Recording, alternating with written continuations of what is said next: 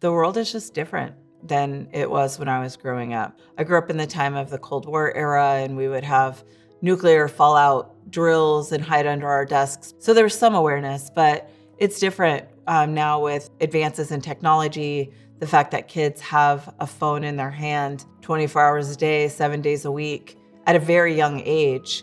There's access to information that is much different than the way that we accessed information. And it's a constant barrage of a 24-hour news cycle, of communication amongst their peers, and kids today are worried more than I think we were about what's happening in the world, about climate change, about political strife, about world events. When I was a kid, you talked on the phone occasionally and the phone was stuck to the wall. You didn't take it to your room and constantly sit there waiting for somebody to respond to you. And I think it's just created a whole new world and environment. And then COVID happens and the world changes again for our kids pretty drastically, for all of us actually. And young people are now facing different types of anxieties and social isolation and disconnectedness and loneliness in a way that has never been seen for young people. I think that there's a lot needed to really wrap around support for kids and teach basic skills around communication and well-being and self-care strategies that adults aren't particularly good at either. We all had a change in the world with COVID-19 and were isolated and had to go home, but coming back for everybody has been difficult. Not just kids, but my own kid, for example, who started high school in 2019. So freshman year, 2020, COVID-19 happened. My child had a lot of pretty serious mental health issues. A suicide attempt, was hospitalized, went home, back to school after that event.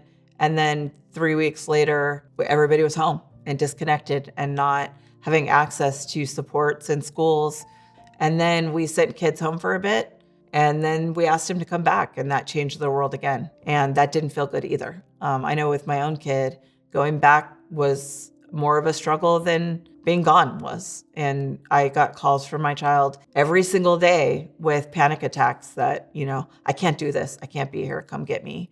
And I think that recovering from that is something that our kids are still working towards, but so are we as adults, I think, and teachers feeling the same kind of trouble and anxiety. I know I work for the state. We have a new statewide mandate for folks to come back to the office 2 days a week, and the adults that I work with don't want to be back in person.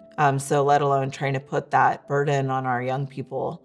I think it just is about recreating a culture that isn't the same as it was before COVID. I think if there was a silver lining to the COVID-19 pandemic, and maybe there was a little bit, it was that we became more aware as a society at large of the need for connection and a focus on mental health. And the narrative has started to change across the nation that it's okay to not be okay. And I think recognizing that and giving language to that and promoting social and emotional learning and focusing on well-being and development will really go a long way to addressing some of the academic issues that kids are facing, including chronic absenteeism and behavior issues in school. We start to see kids as people who have emotional challenges and struggles, and then really redesign the systems of support to meet kids where they are, and try to take all of this into account in how we move forward. We can't just pretend that the world didn't change and move forward. We have to acknowledge the differences, but there's also an opportunity in that by really thinking about our own place in how we address mental health and well-being, how we take care of ourselves, how we take care of our young people, and the acknowledgement that, that all of the child's needs are important. I'll say I never would have thought in a million years before COVID that I would be okay with my child not going to high school. But my child that I was talking about earlier didn't do well with distance learning and really didn't do well going back to school.